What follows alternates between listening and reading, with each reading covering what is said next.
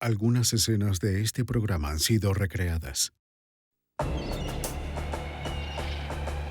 Biloxi, Mississippi. Un pueblo sureño tranquilo con un foco de corrupción abrasador. En 1987, su secreto emerge con violencia. 76. Dejando a 2 ciudadanos prominentes muertos, a la vez que pone al descubierto una gran conspiración. La evidencia se acumula, no tienen sospechosos evidentes. El centro de comercio es bombardeado. Ted Kaczynski es arrestado. Fugitivo a un prófugo.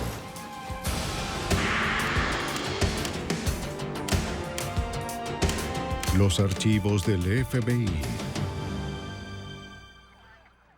En la costa del Golfo de Mississippi, un juez y su esposa política son asesinados en su casa. El asesino dejó pocas pistas. Parecía un ataque profesional.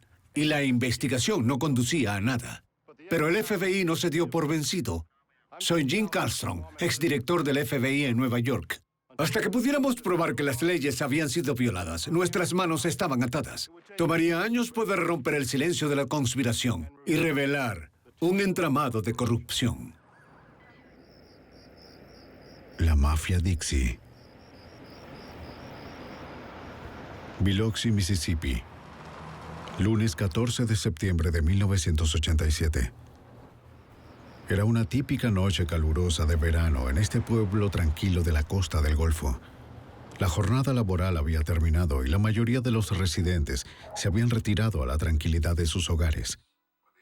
Como casi todos sus vecinos, el juez del circuito estatal, Vincent Sherry, y su esposa Margaret estaban descansando luego de un largo día. Vincent Sherry era un juez reconocido en Biloxi.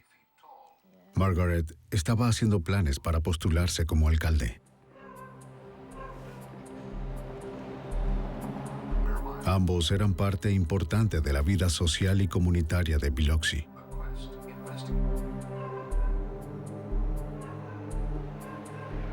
Era una pareja feliz que había criado a 3 hijos ya crecidos. Planeaban visitar a su hija fuera del estado en la mañana. Su vida de pareja parecía ideal.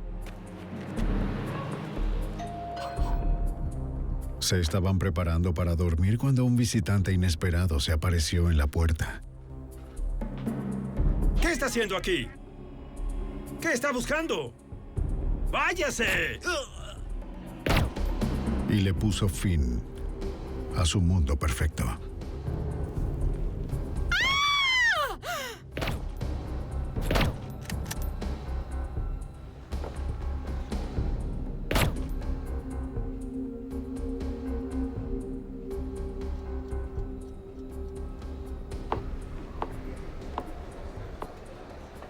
Se suponía que los Sherry estaban con su hija, así que nadie notó que algo iba mal hasta 2 días después, cuando el juez no se presentó en la corte el miércoles 16. Lo siento, no podemos hacer nada, solo esperemos. Las llamadas a la casa de los Sherry no fueron respondidas. Disculpe, no podemos atender su llamada, pero deje su mensaje después del tono.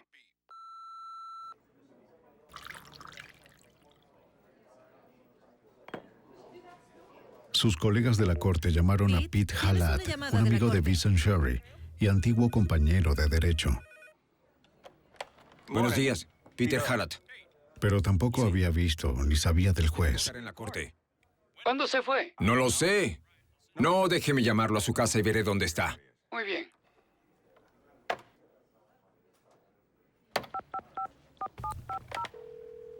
Luego de dejar un mensaje preocupado en la contestadora de Sherry, Halat pensó que sería mejor ir a ver a su amigo. Juez Speed, te buscan en la corte. ¿Está todo bien? De salida le pidió a su socio Charles Legier que lo acompañara. Oye, Charlie, voy a salir y necesito algo de ayuda, así que vamos. Está bien. Te llamo en un rato. Está bien. Adiós. Sí, vamos juntos. Los dos podremos. Mientras conducían, Legir trató de charlar. Jalad parecía distante, quizás preocupado por el juez.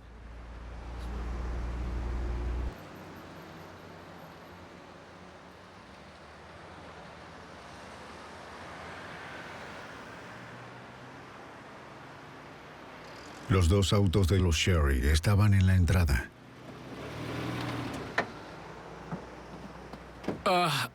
El auto está aquí. Oh, el auto está acá. Pero debería estar en la corte. Jalad le pidió a Legir que fuera a la casa mientras le preguntaba a un vecino si había visto a la pareja.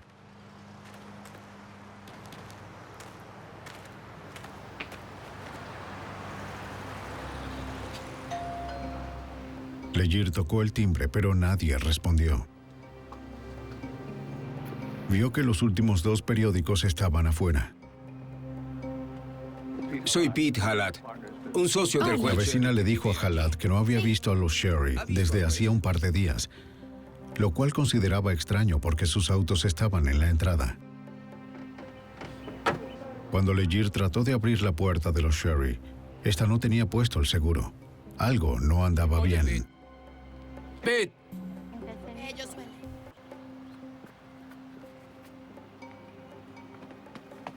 bueno, solo tocaba la puerta, pero... Jalad, preocupado por la puerta abierta, entró con cuidado.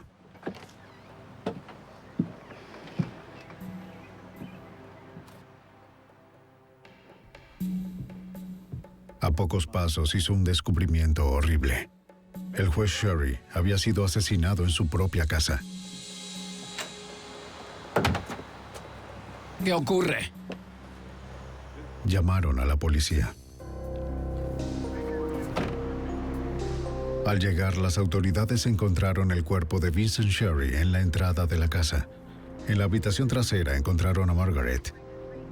Debido a que la pareja era tan reconocida, la investigación del asesinato se convirtió en la prioridad número 1. Los detectives contactaron con la oficina del FBI en Biloxi. Aunque el FBI aún no estaba oficialmente involucrado, ofrecieron a sus agentes y su laboratorio forense. Oh, ¿qué estará sucediendo? Oh, ahí viene.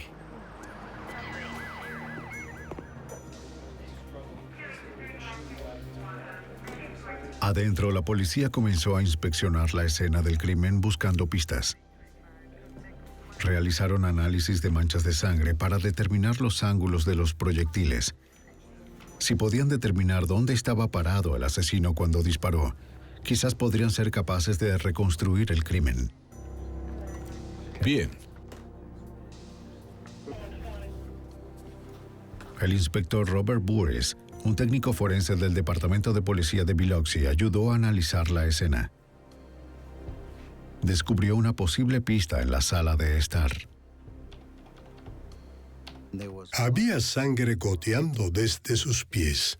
De hecho, estaba entre sus piernas, hasta donde yacía su cuerpo. Había una mancha de sangre en una puerta deslizante doble que estaba detrás de su cabeza. Y en un examen más extenso de la habitación, encontré un trozo pequeño de goma espuma. Burris no pudo determinar de dónde salió la goma espuma. Una revisión de la casa lo llevó a una conclusión. Y esta goma espuma tenía que haber sido traída a la casa. Examinamos cada material en el interior y en cada habitación. Todas las almohadas, colchones, todo lo demás. No había goma espuma rasgada en ninguna parte. Había sido traída. Tenía residuos de un arma de fuego y en principio la única manera de que pudiera llegar ahí era disparando una bala a través de ella. Para Burris, el significado de la goma espuma era claro. El asesino había utilizado un silenciador casero. 383416. Huellas dactilares. Los investigadores buscaron huellas dactilares, pero no encontraron nada de utilidad. Hallaron 9 casquillos de balas calibre 22 de una pistola semiautomática, así como las balas usadas para matar a los Sherry. Muy bien. La ubicación de los casquillos indicaba que habían sido disparados en una secuencia rápida. Pero lo más impactante fue lo bien que el asesino había cubierto su rastro. No había nada en la escena que diera señales de la identidad del asesino. Había hecho bien su trabajo y su misión era clara. Bueno, estoy seguro, sí. Por la falta de evidencias en esta casa, tales como objetos robados, un forcejeo, la ausencia de la entrada forzada, ningún saqueo ni nada parecido. Una persona fue con un propósito y era asesinar a la pareja. El agente especial del FBI, Keith Bell, de la oficina del FBI en Biloxi, estuvo de acuerdo con que este era un trabajo profesional. Los Sherry habían sido asesinados. La escena del crimen parecía estar muy restringida en lo que concierne a la evidencia, lo cual significa que fue bien planeado, muy bien ejecutado y hecho de forma profesional. Usaron un arma de calibre pequeño. La goma espuma indicaba que quizás también se había usado un silenciador y los Cherry recibieron disparos en la cabeza, así que parecía ser un trabajo muy profesional. Oye, aquí llegaron los paramédicos. Una fuerza de tareas entre agencias fue creada con el agente especial Keith Bell entre sus integrantes. Los investigadores invirtieron días procesando la escena del crimen. Del FBI, Keith Bell. Eso no está claro. Se aferraron a una sola pregunta. ¿Por qué los Sherry habían sido asesinados? Esa era una de las preguntas principales, que era ¿por qué el juez Cherry y Margaret Cherry fueron asesinados? Porque era bastante obvio que podían matar al juez durante sus caminatas por el vecindario, en la mañana o en la tarde. Así que era un verdadero misterio el por qué Margaret también era víctima. Los investigadores sospechaban que la respuesta podría estar en la controversia por el futuro de Biloxi. Algunos líderes civiles esperaban transformar la tranquila ciudad sureña de la costa del Golfo de Mississippi en un extravagante centro turístico, donde los casinos pudieran atraer el dinero de los turistas. Pero con clubes nocturnos ya establecidos, Margaret Cherry consideraba que los encantos de la ciudad de Biloxi estaban amenazados y los casinos atraerían una facción criminal. Como candidata a alcalde, había hecho enemigos políticos poderosos al tratar de mantener alejadas las apuestas. El agente Bell se preguntaba si Margaret fue asesinada para acallar sus protestas. Margaret había sido muy abierta en el ámbito político de la comunidad. Era conocida por ser antiapuestas y si era elegida como alcalde en 1989, planeaba cerrar los clubes nocturnos restantes en Biloxi, así que existía una posibilidad de que ella hubiese sido el objetivo en lugar del juez Cherry. La fuerza de tareas investigó a los enemigos políticos de Margaret, pero antes interrogaron a los amigos y vecinos de los Sherry. Alguien en el vecindario tenía que haber visto algo. Pero hasta las personas que conocían a los Sherry desde hace años estaban renuentes a hablar, temiendo la sombra del bajo mundo criminal emergente. No sé de qué está hablando, no lo sé. Acá tienes. Gracias. El asesinato de los Cherry trajo una amenaza sobre la ciudad de Biloxi. Muchos de los habitantes temían expresar sus opiniones. Vieron que Margaret Cherry, quien había sido bastante expresiva y vehemente en sus círculos políticos, había terminado muerta, al igual que su esposo, el reconocido juez Cherry. Así que, después de los asesinatos, muchas personas estaban renuentes a ser interrogadas hasta por agentes del FBI o por oficiales de policía, porque no querían que sus nombres estuvieran vinculados con este caso. Si las personas no iban a hablar con las autoridades, quizás lo harían con Lynn Espósito, la hija de los Sherry. Luego de ser notificada de la muerte de sus padres, Lynn se fue a Biloxi desde su casa en Carolina del Norte. Determinada a hacer justicia, interrogó a todos en el vecindario. Un amigo de la familia le dio información importante. Describió un auto sospechoso y a un conductor que estaba en el vecindario la noche de los homicidios.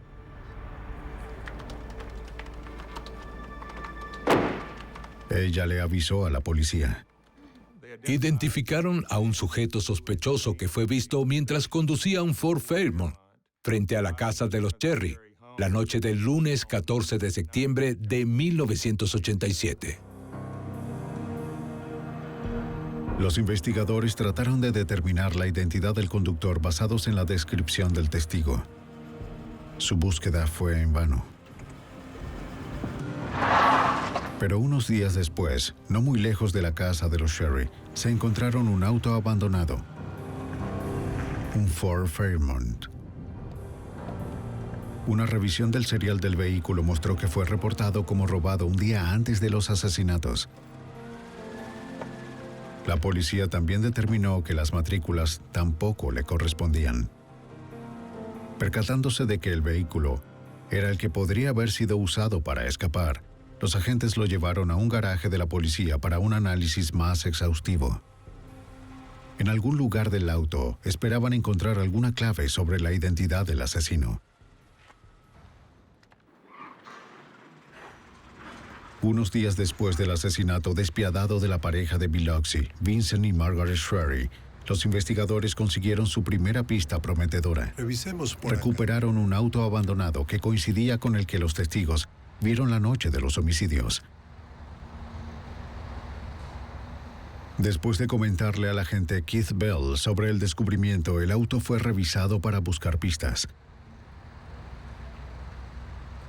El inspector Robert Burris descubrió algo peculiar. Estaba revisando el vehículo y una de las cosas que noté fue que faltaba la luz del techo y tampoco tenía bombilla. En otras palabras, si abrías a la puerta no tenías luz. Ambas viseras estaban abajo. Aunque estuvieras conduciendo de día o de noche, no podías ver muy bien las caras de las personas adentro. Los investigadores sospecharon aún más que este era el auto usado por el asesino de los Cherry. Todo lo encontrado en el interior fue etiquetado, empacado y enviado a los laboratorios del FBI en Washington, D.C. Pero los expertos de los laboratorios del FBI no encontraron nada significativo.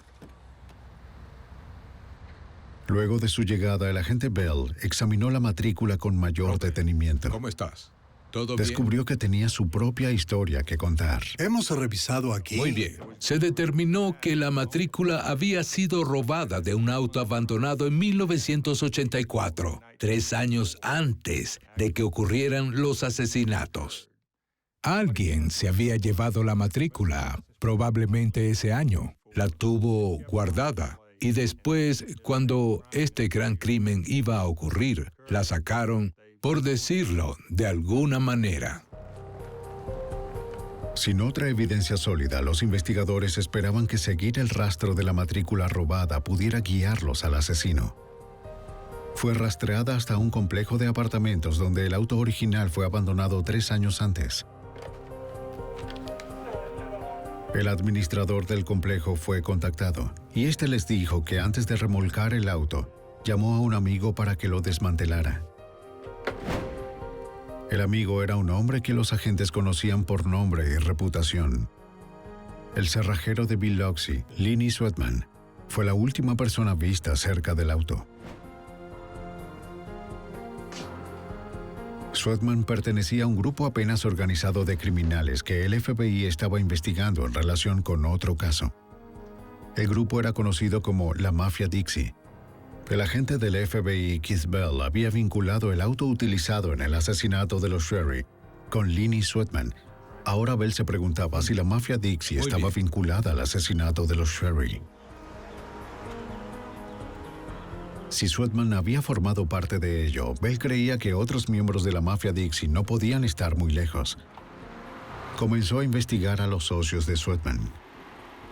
Lo que esto significó para nosotros de inmediato, los que estamos familiarizados con las asociaciones criminales de la costa, era que si Lenny Sweatman estaba involucrado en la obtención de la matrícula para el auto del crimen, entonces probablemente su amigo cercano y socio de mucho tiempo, Mike Gillich, propietario de clubes nocturnos en Biloxi, también podría estar relacionado.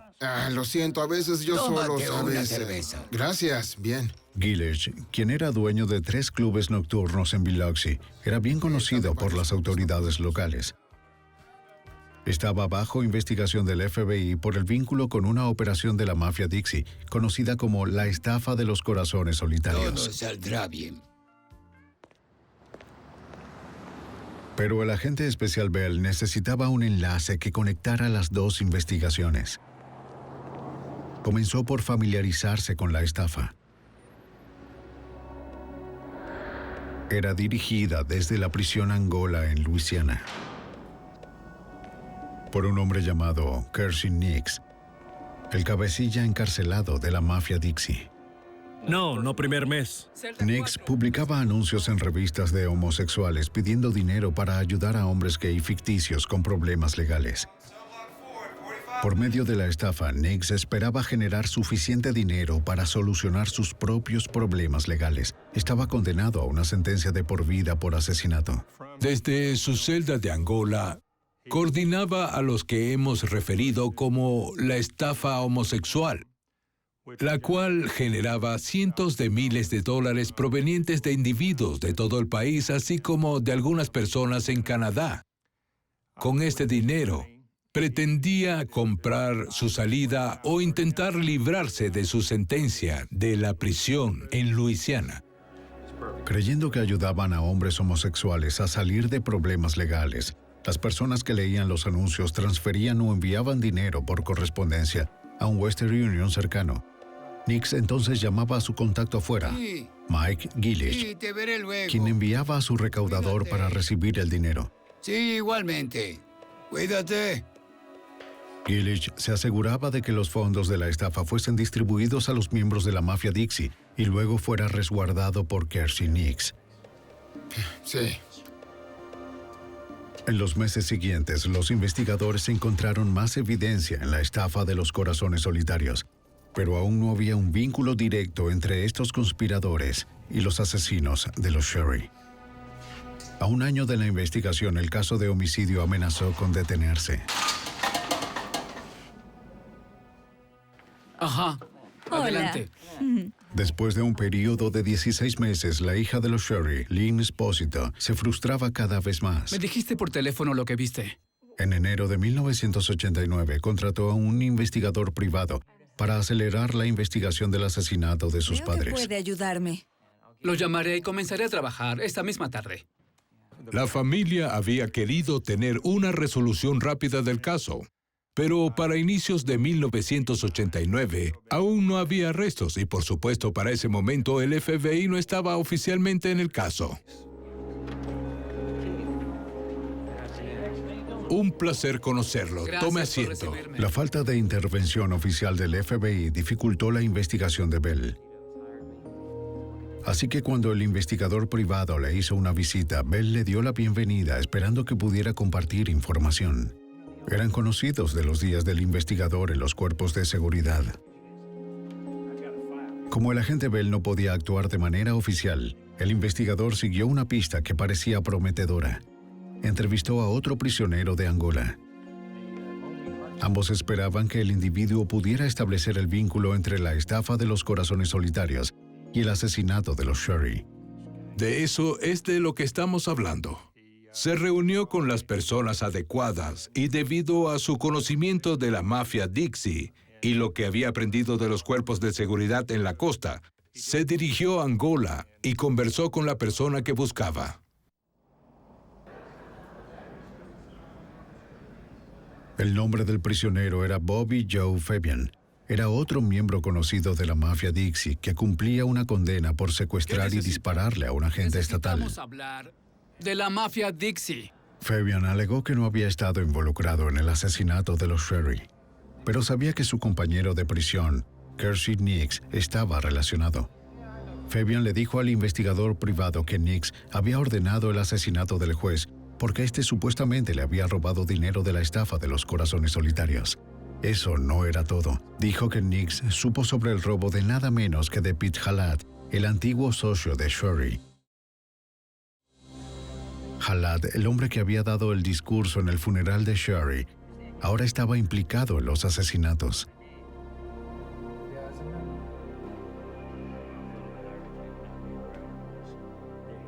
Halat representaba a Nix en asuntos legales de manera oficial, pero Fabian dijo que el papel de Halat en la estafa era criminal, no legal.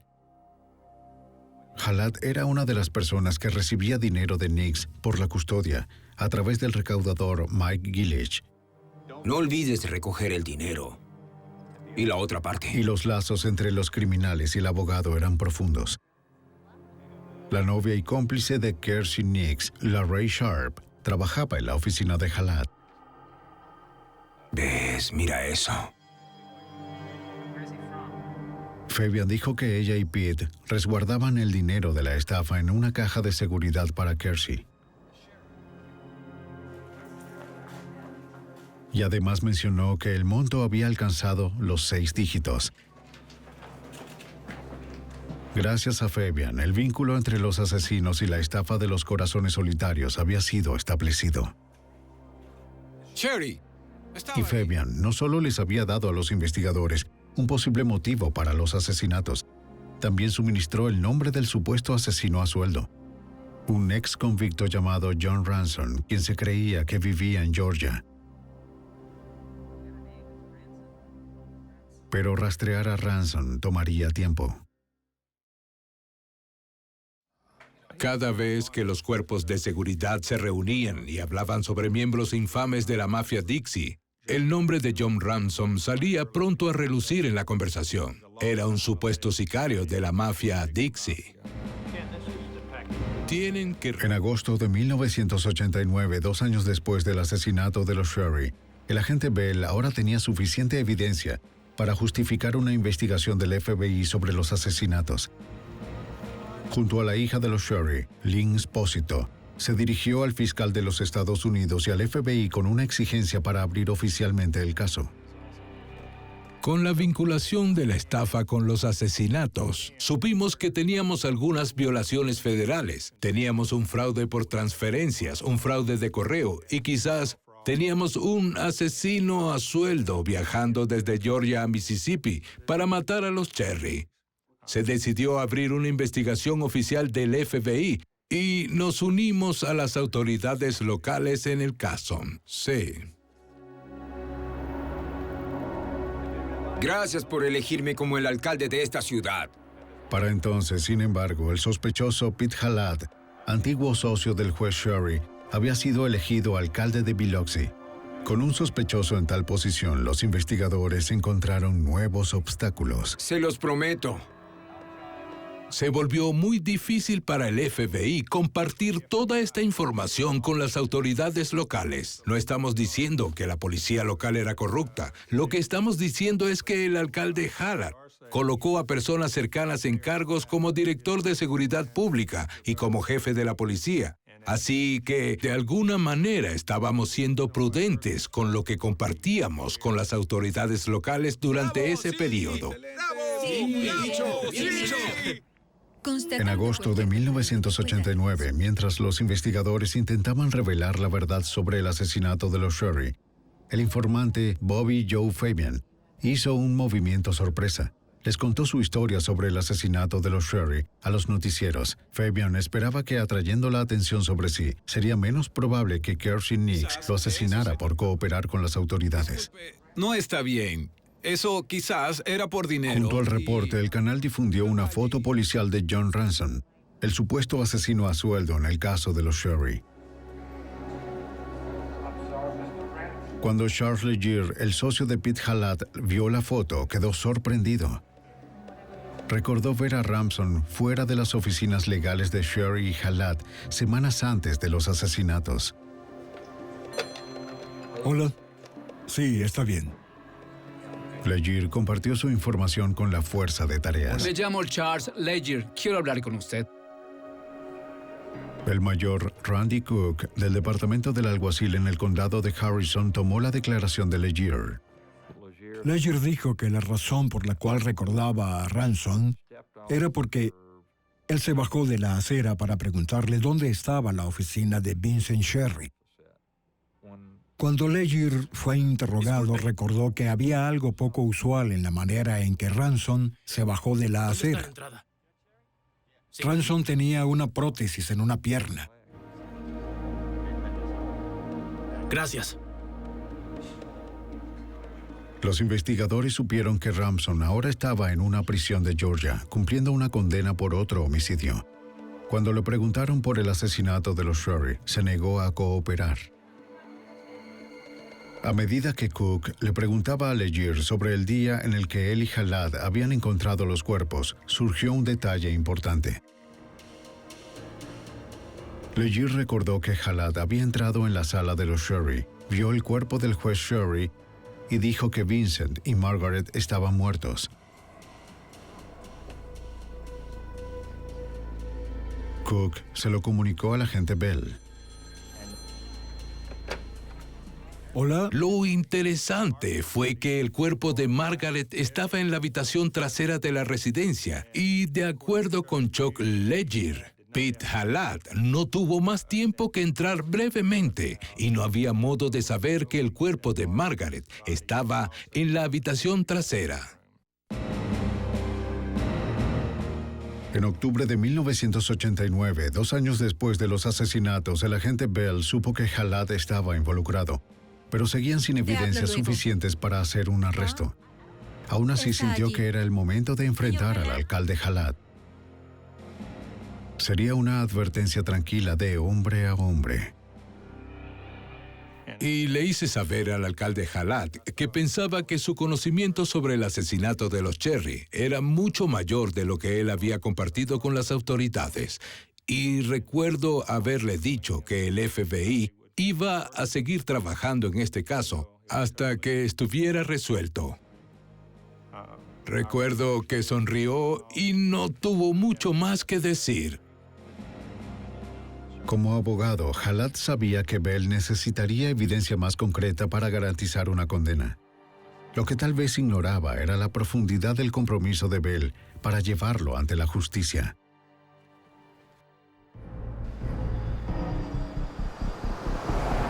Tres años habían pasado desde que el juez Vincent Sherry y su esposa Margaret fueron asesinados en su casa de Biloxi, Mississippi. El agente especial Keith Bell había vinculado los homicidios con miembros de la mafia Dixie y al amigo y una vez socio legal del juez Sherry, Pete Jalad. El supuesto sicario John Ransom se negaba a hablar.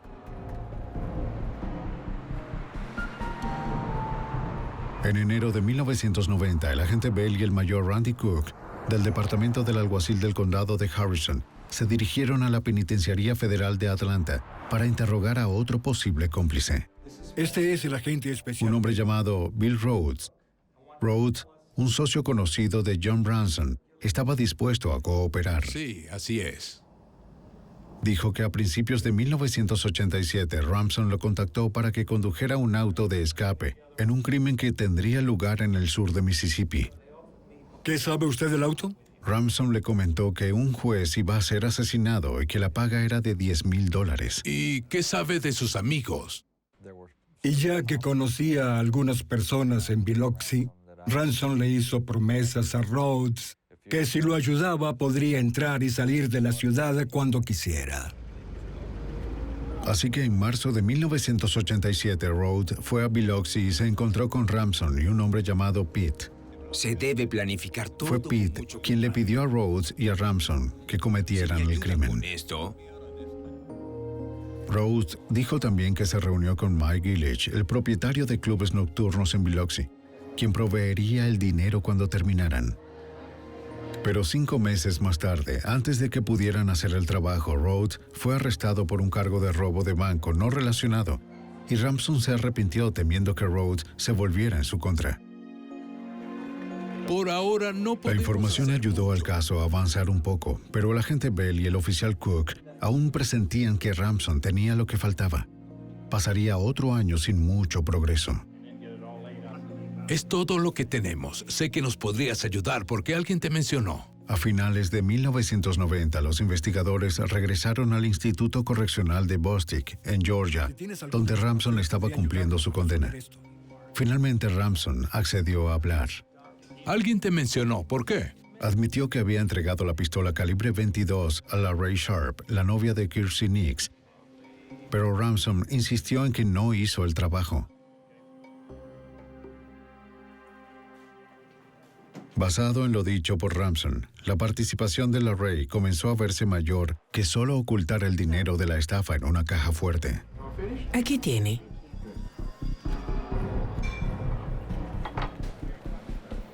Por medio de su contacto con Sharp, Nix supo que la investigación se estaba intensificando. Le preocupaba que su novia pudiera hablar, así que trató de solucionar el problema contratando a alguien para que acabara con ella.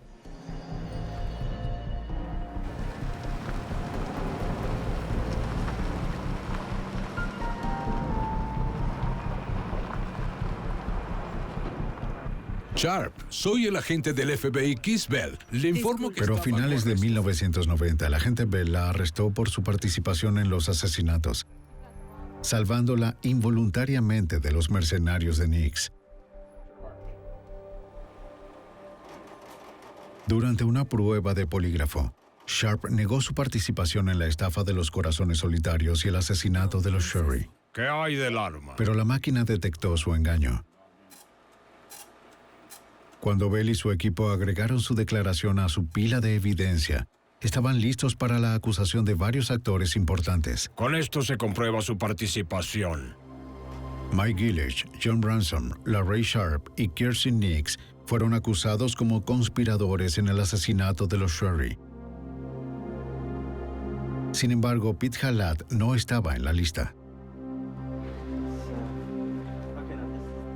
El caso en contra de Halat tendría que esperar hasta que tuvieran suficiente evidencia para una condena por homicidio. Por ahora, el FBI buscaría acusar a los otros por conspiración para cometer un homicidio. Así que ahora tenemos todo planeado, ¿no? Así es. Sí, así es. Tenemos que encargarnos de... Así que surgieron muchas preguntas sobre por qué no acusamos a Pete Halat más temprano, cuando acusaron al resto. En ese momento, no teníamos la evidencia sólida necesaria para arrestar a un alcalde y procesarlo. El juicio por conspiración resultó en varios testigos claves que ayudarían a los investigadores a armar el complejo esquema. Señor Gant, usted conoce a todas estas personas. Robbie Gant, el recaudador de Gillich en la estafa de los corazones solitarios, testificó a favor de la facción acusadora. Su testimonio ayudó a los acusadores a vincular al asesinato de los Sherry con la estafa. Los 4 acusados fueron encontrados culpables. A Nix le dieron 15 años adicionales a la condena perpetua por homicidio que ya estaba cumpliendo. Gillich también recibió una condena de 15 años. Ramson obtuvo 10 años y LaRae Sharp 1. ¡Te pagué ya por esto! Ya se lo he dicho. ¡Quíteme las manos de encima!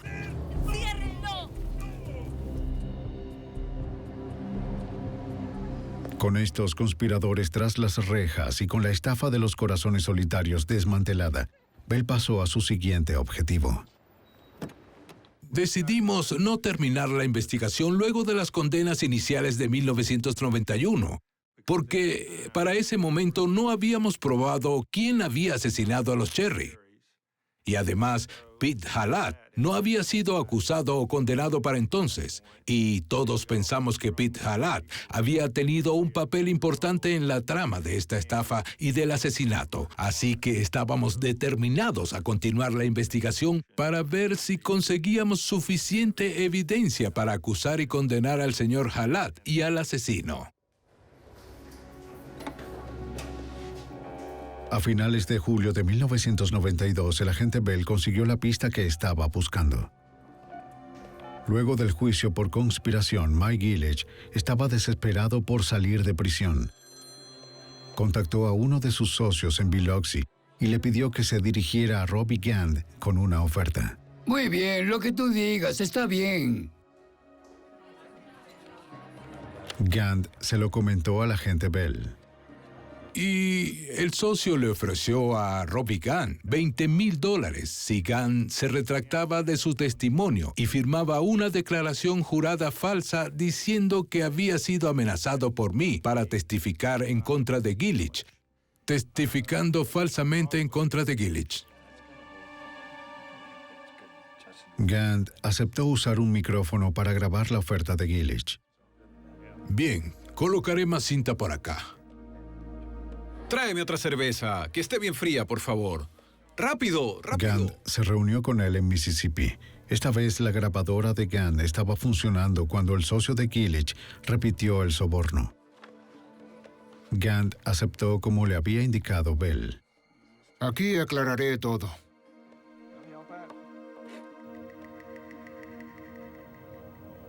Ahora, Bell tenía la evidencia que necesitaba para aumentar la presión sobre Gillich.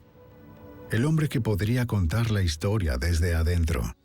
No hay problema. Así está bien. Muy bien, sí. Para 1993, 6 años después del doble asesinato de Vincent y Margaret Shorey, el agente del FBI, Kid Bell, había encarcelado a 4 miembros de la mafia Dixie. Pero aún no tenía la acusación formal por homicidio en contra de aquellos involucrados. Y el alcalde Pete Halat, el presunto autor intelectual, seguía libre. Y dirigiendo la ciudad de Biloxi. Permítame. De hecho, un año antes, el alcalde Halat había dado construcción al primer gran casino de la ciudad. Para nuestra ciudad y nuestra gente. Así es. La prensa aún acosaba a Halat por su participación en el asesinato de los Sheriff, pero se mantenía firme sobre su inocencia. No diré nada. Bell continuó trabajando en su plan. Usó el soborno que Robert Gant había grabado para agregar otro cargo en contra de Mike Gillich, ya encarcelado. Como usted diga, haré lo que sea. Ahora Bell acusó a Gillich por sobornar y manipular un testigo, es decir, Gant. Usted Y eso dio resultado.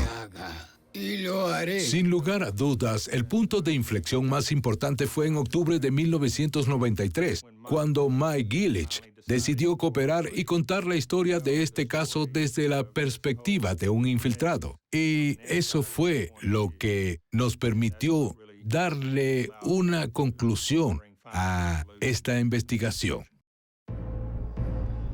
Luego de años de arduo trabajo que Bell había empleado en el caso, era un momento satisfactorio. Por fin parecía que su paciencia e ingenio daban frutos.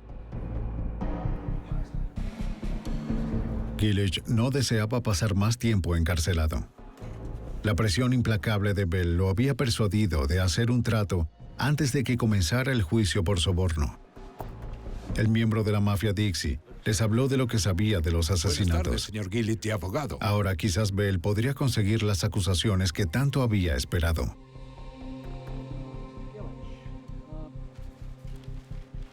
Pero con una carrera criminal como la de Mike Gillich, ajustarse a la vida en el lado correcto de la ley no era fácil. Primero trató de timar su salida.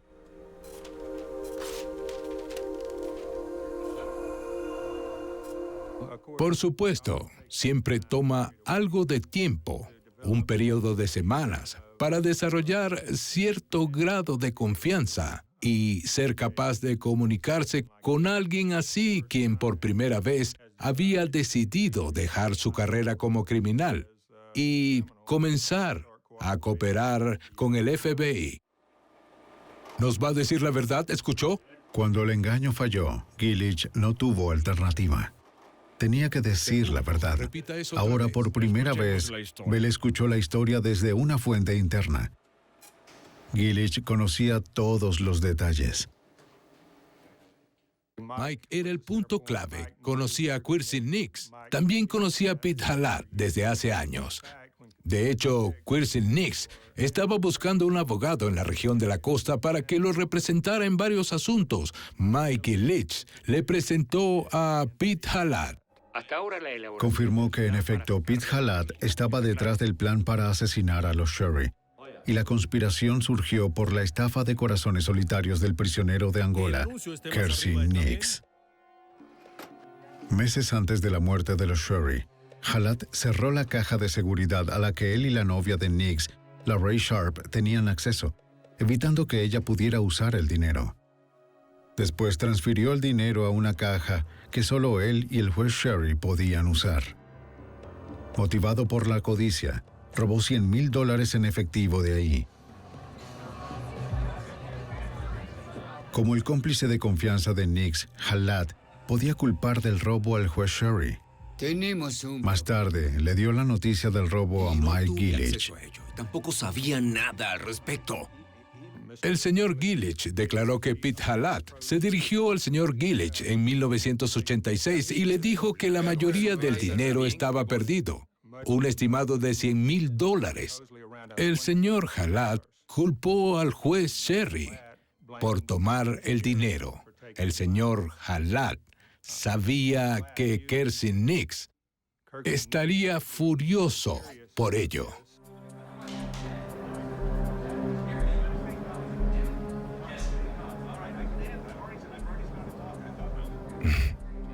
Entonces, ¿qué le hacemos? ¡Muerto! ¡Quiero matar a ese hombre! ¡Demonios! Me encargaré de ello. Está hecho. No pienses en ello. Muerto. No se sabe quién ordenó la muerte de Margaret, pero como una feroz oponente de la corrupción, suponía una amenaza para las fuerzas del mundo criminal que esperaba controlar Biloxi. Con Margaret muerta, Halat tendría libertad para mandar en el pueblo. Seguro que lo voy a hacer.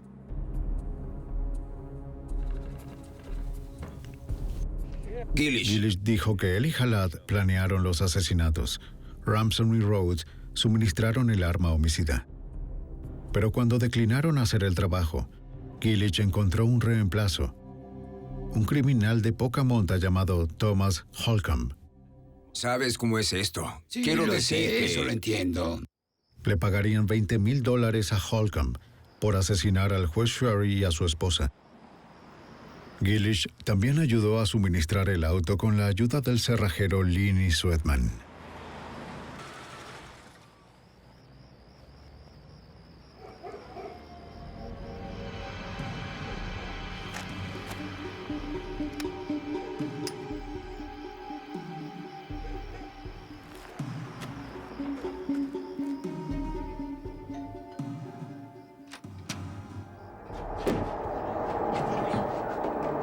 ¿Qué está haciendo aquí? ¿Qué está buscando? ¡Váyase! ¡Oh!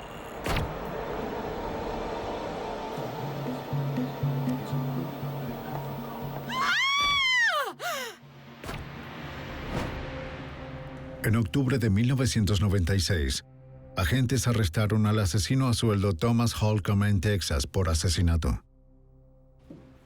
Ese mismo mes también fue el arresto que el agente Bell había anticipado y por el que trabajó 9 años. Soy un hombre inocente, y si me van a arrestar, les sugiero que... Déjeme leerle sus derechos. El arresto de Pete Halat por el asesinato de los Sherry. Será utilizada en su contra.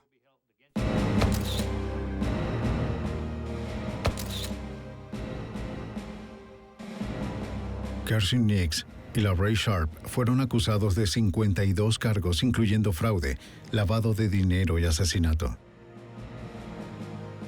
Halat fue enjuiciado y condenado el verano de 1997, una década luego de que se cometieron los crímenes. Fue sentenciado a 18 años en una prisión federal. También fueron enjuiciados y condenados Kersey Nix y Thomas Holcomb, el asesino a sueldo. Ambos fueron sentenciados a cadena perpetua. LaRae Sharp, la novia de Nix, recibió 5 años. Creo que muchos de los ciudadanos de Biloxi ahora saben que hay muchas personas dedicadas y profesionales en los cuerpos de seguridad que harán todo lo que puedan para proteger a la comunidad y trabajar duro para resolver crímenes importantes.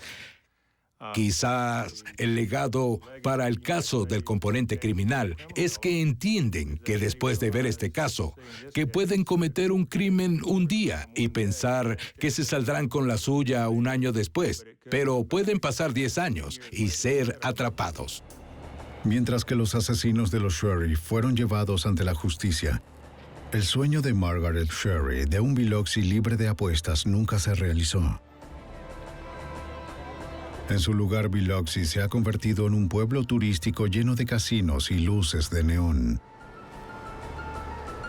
La tranquila ciudad sureña se ha ido para siempre, junto a la mujer que perdió su vida intentando salvarlo.